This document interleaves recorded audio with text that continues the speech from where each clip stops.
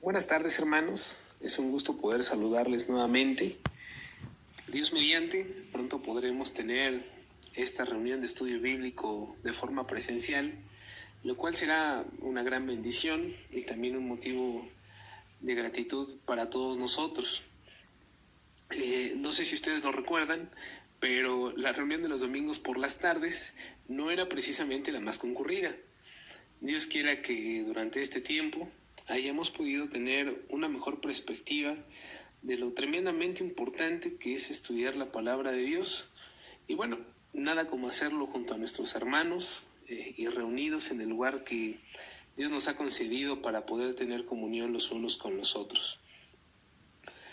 Entrando en el tema que nos corresponde en esta tarde, habremos de continuar con la serie de estudios que hemos estado llevando hace ya algunas semanas y que lleva por nombre Grandes Preguntas Doctrinales.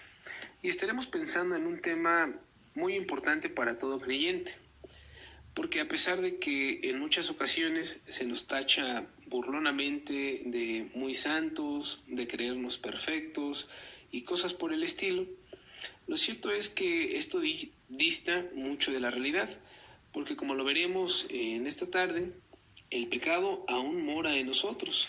Así que en esta ocasión, a la luz de las Escrituras, intentaremos responder la siguiente pregunta. ¿Por qué el cristiano peca a pesar de que ya ha nacido de nuevo? Les pido por favor me acompañen a realizar nuestra lectura base, que se encuentra en la primera carta de Juan, capítulo 1, versículos del 5 al 10. Dice así la palabra de Dios. Este es el mensaje que hemos oído de él y os anunciamos. Dios es luz y no hay ningunas tinieblas en él. Si decimos que tenemos comunión con él y andamos en tinieblas, mentimos y no practicamos la verdad. Pero si andamos en luz, como Él está en luz, tenemos comunión unos con otros y la sangre de Jesucristo su Hijo nos limpia de todo pecado. Si decimos que no tenemos pecado, nos engañamos a nosotros mismos y la verdad no está en nosotros. Si confesamos nuestros pecados, Él es fiel y justo para perdonar nuestros pecados y limpiarnos de toda maldad. Si decimos que no hemos pecado, le hacemos a él mentiroso y su palabra no está en nosotros. Me parece que como punto de partida podríamos recalcar lo que se ha mencionado ya la semana pasada en el tema sobre seguridad de la salvación. Y es que podría parecer que si he hecho una profesión genuina de fe y he recibido a Cristo como mi único y suficiente Salvador y aún sigo pecando, podría ser que haya algo que no está bien con la salvación que hemos recibido. Y es que como seres humanos siempre buscamos justificar nuestros errores culpando a alguien más, pero como iremos viendo más adelante, el problema seguimos siendo solo nosotros, ya que la salvación que nuestro Dios nos ha ofrecido es una obra perfecta y consumada, una obra completa y definitiva, como lo comentaba nuestro hermano Marcelino en el tema anterior.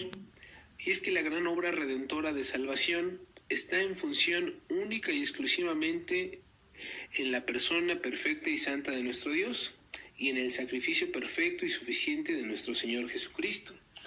Nos dice el escritor a los Hebreos, hablando de Cristo, Hebreos capítulo 7, versículos del 24 al 27. Hablando de Cristo, nos dice, mas este, por cuanto permanece para siempre, tiene un sacerdocio inmutable, por lo cual puede también salvar perpetuamente a los que por él se acercan a Dios, viviendo siempre para interceder por ellos.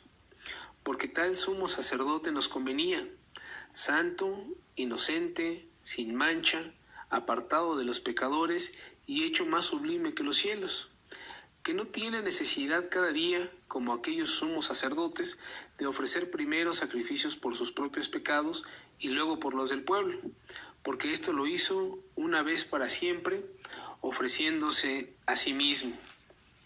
Más adelante, en el capítulo 10, retoma el tema y dice lo siguiente, capítulo 10, versículo 12, pero Cristo, habiendo ofrecido una vez para siempre un solo sacrificio por los pecados, se ha sentado a la diestra de Dios, porque con una sola ofrenda hizo perfectos para siempre a los santificados. Así que, en principio, podemos tener por seguro que si aún pecamos, no es porque haya algún tipo de imperfección en la salvación que hemos recibido en Cristo. Pero entonces, ¿cuál es el significado de ser nuevas criaturas, de lo cual nos habla el apóstol Pablo en 2 de Corintios 5:17?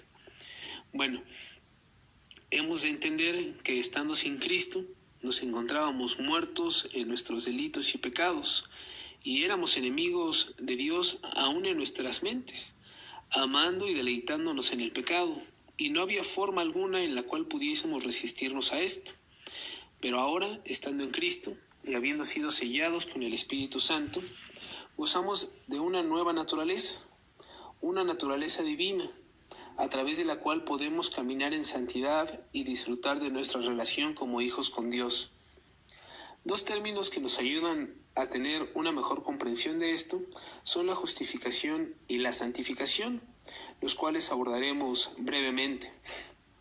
Por una parte, la justificación nos enseña que hemos sido declarados libres de la culpa que pesaba sobre nosotros a causa del pecado, ya que nuestro Dios, santo y justo, ha sido ya compensado por ello, pues nuestro Dios ha cargado en nuestro Señor el pecado de todos nosotros, el justo por los injustos, para llevarnos a Dios, dice Pablo en 2 de Corintios, capítulo 5, versículo 21.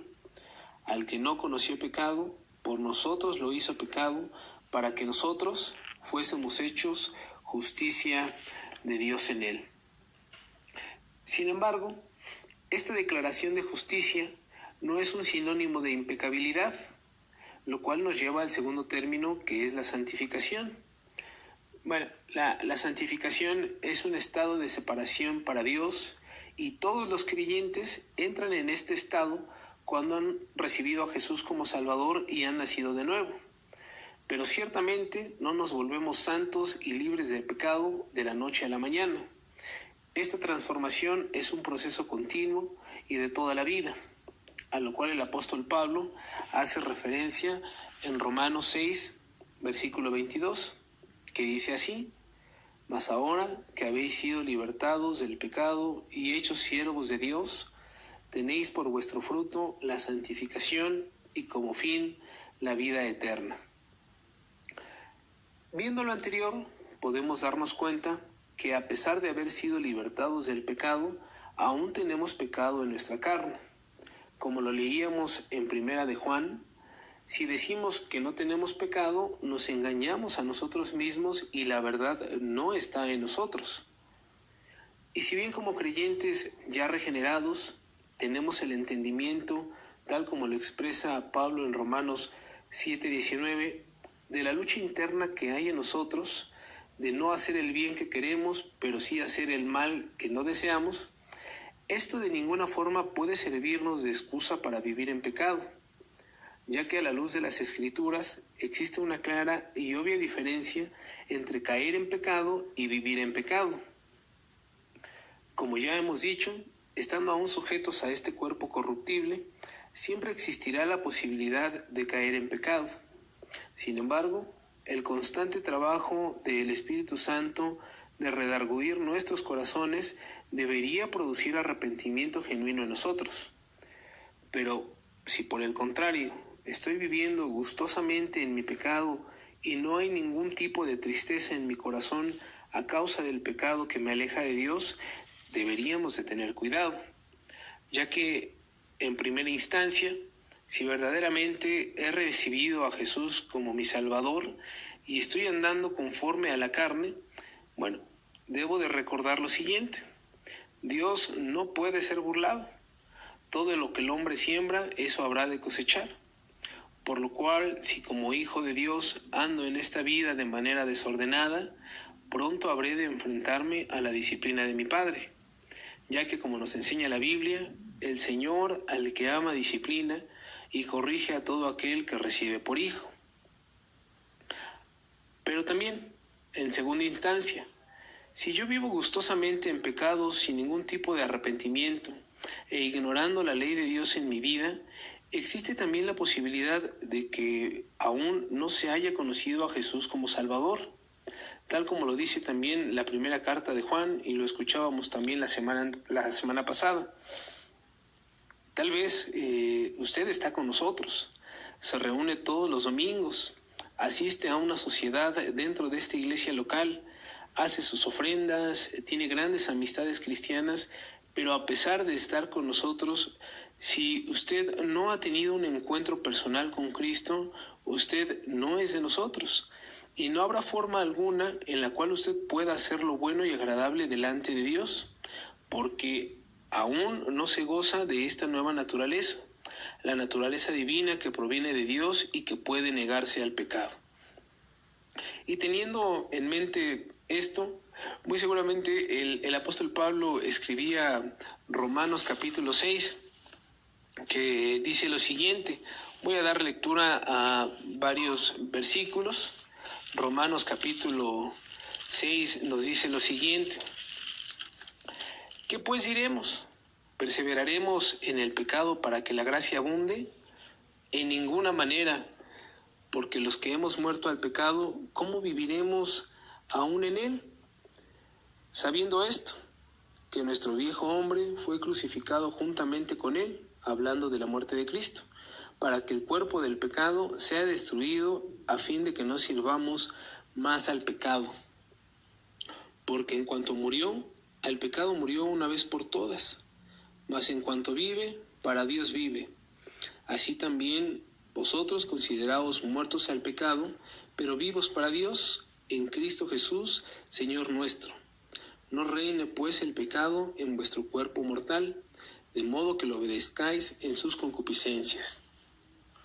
Y esta idea es una que el apóstol Pablo sigue desarrollando más adelante en el capítulo 8, donde justamente Pablo nos deja bien en claro que ocuparse de la carne es decidir andar aún en pecado y permitiendo que mi vieja naturaleza prevalezca, y eso me llevará a la muerte.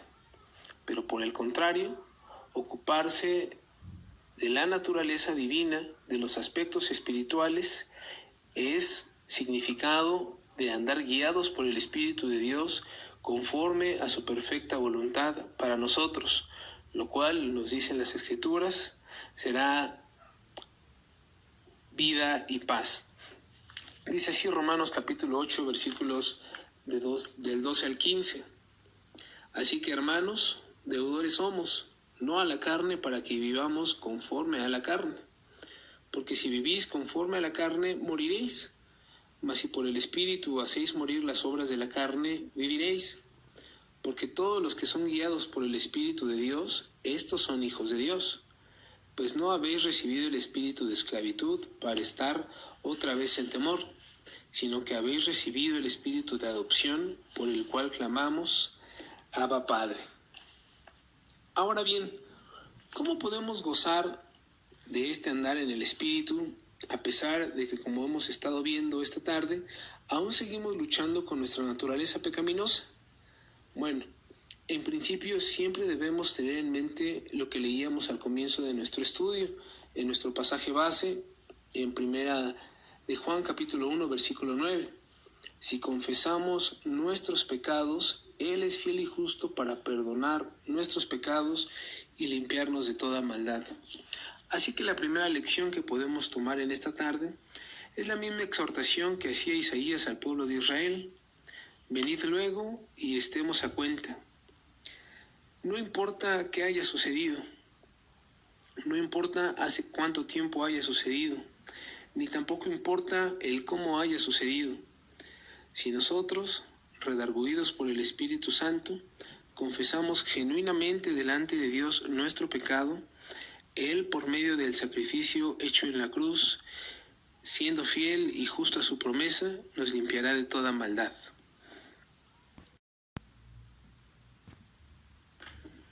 Ahora que ya hemos grabado esta hermosa promesa de perdón en nuestros corazones, Me gustaría compartir 3 simples consejos para nuestro andar diario que nos pueden ayudar a seguir creciendo dentro de este hermoso proceso de santificación del cual Dios ya nos ha hecho partícipes en Cristo.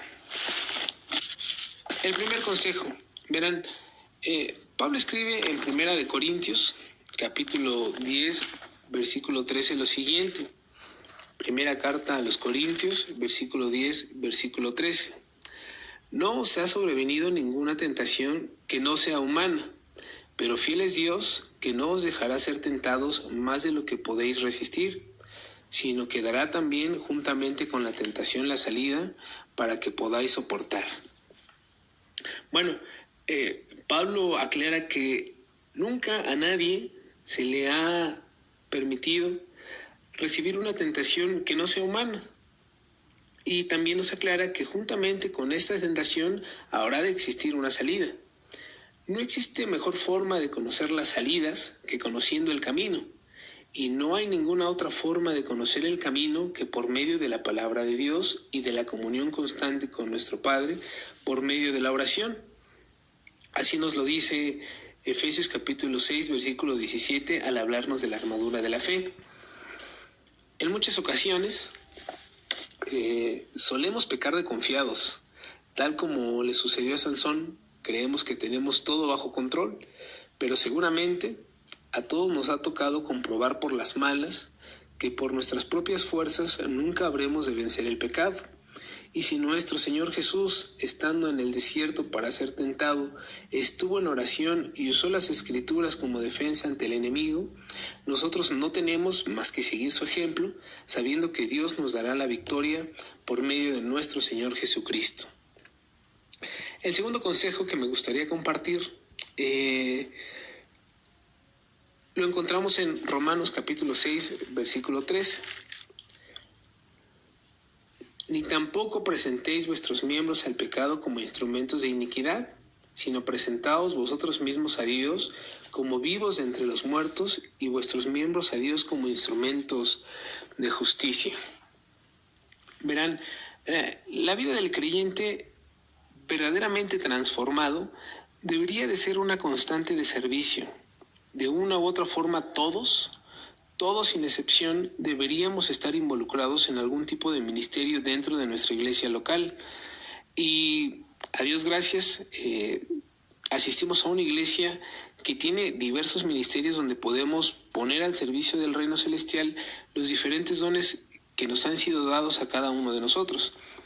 Es cierto que no todos tenemos facultades para ser grandes evangelistas, predicadores, pastores, diáconos o alguno de estos ministerios pues visibles y reconocidos.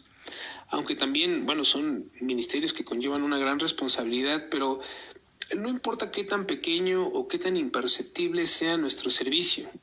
Lo importante será escuchar las hermosas palabras de nuestro Señor. Bien, buen siervo y fiel, en lo poco has sido fiel, en lo mucho te pondré. Entra en el gozo de tu Señor. Por último, hermanos, un consejo muy útil ahora que nuevamente podremos vernos. Es cierto, seguirá habiendo algunas restricciones, pero nuevamente podremos estar juntos. Verán, en Gálatas capítulo 6, versículos 1 y 2, leemos lo siguiente. Hermanos, si alguno fuere sorprendido en alguna falta, vosotros que sois espirituales, restauradle con espíritu de mansedumbre, considerándote a ti mismo, no sea que tú también seas tentado. Sobrellevad los unos las cargas de los otros y cumplid así la ley de Cristo. Justamente Pablo comienza hablando de que se ha sorprendido a alguien en una falta. Y la instrucción para los hermanos no es en primera instancia exhibirlo, disciplinarlo, castigarlo o burlarse de él. La instrucción a la cual hace referencia Pablo es restaurarle con mansedumbre, pero también la enseñanza es a que juntos aprendamos a sobrellevar las cargas los unos de los otros. Habrá ocasiones, hermanos, en las cuales, a pesar de haber llevado delante de nuestro Dios en oración alguna carga, tristeza, problema o dificultad, debamos compartir dicha carga también con alguno de nuestros hermanos, sabiendo, como dicen las Escrituras, que mejor son dos que uno, que si uno cae, el otro le levantará. Y dado que todos formamos parte del mismo cuerpo, es necesario que aprendamos a llevar las cargas los unos de los otros. Para terminar, hermanos, me gustaría compartir con ustedes un par de pasajes más que hablan justamente de nuestra nueva vida en Cristo. El primero de ellos lo encontramos en Efesios capítulo 4, versículos del 22 al 24, y dice así la palabra de Dios: en cuanto a la pasada manera de vivir, despojaos del viejo hombre que está viciado conforme a los deseos engañosos, y renovaos en el espíritu de vuestra mente, y vestíos del nuevo hombre creado según Dios en la justicia y santidad de la verdad. El segundo pasaje lo encontramos en Gálatas capítulo 5, versículos 22 al 25, que es un pasaje que muchos de nosotros conocemos porque nos hablan de los frutos del Espíritu Santo. Ahora que hemos pensado en la importancia de andar en el Espíritu, es también importante que tengamos en mente aquellos frutos que andando en el Espíritu deben de manifestarse en nuestra vida. Dice así la palabra de Dios: mas el fruto del Espíritu es amor, gozo, paz, paciencia, benignidad, bondad, fe, mansedumbre, templanza. Contra tales cosas no hay ley. Pero los que son de Cristo han crucificado la carne con sus pasiones y deseos. Bien, hermanos, pues Dios quiera que nuestro andar pueda ser en luz, que podamos andar en esta vida teniendo comunión constante con nuestro Padre y también comunión los unos con los otros, ya que, como hemos leído, esta es una manifestación de andar guiados por el Espíritu Santo. Hermanos, esperamos verlos pronto. Reciban saludos de la familia Ramírez Ruiz y les enviamos por lo pronto un fuerte abrazo. Que Dios les bendiga.